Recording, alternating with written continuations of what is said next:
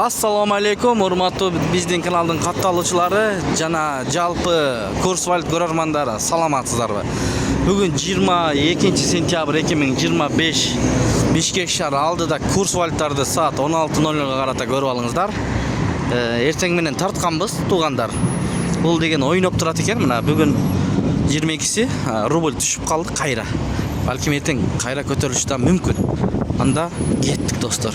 Сиздер тырс лайктардан басып көрүп туруңуздар. Салмаштыруу жайына 1 акш доллары 87 сом 35 тиын, 1 евро 102 сом 50 тиын, 1 рубль 1042.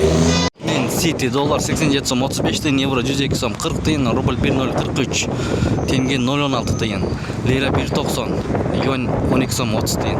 Стимул аскатта дагы ушундай көрүнүш рубль боюнча доллар 87 сом 35 тиын, евро 102 сом 40 тиын, рубль 1043. Кейджиде доллар 87 сом 35 тиын, евро 102 сом, рубль 104 тиын, юань 11 сом, фунт 100 сом. Экспо Money доллар 87 сом 35 тиын, евро 102 сом 20 тиын, туугандар, рубль 1038. Ушул жерде рубль ылдый экен. Мына көрдүңүздөрбү?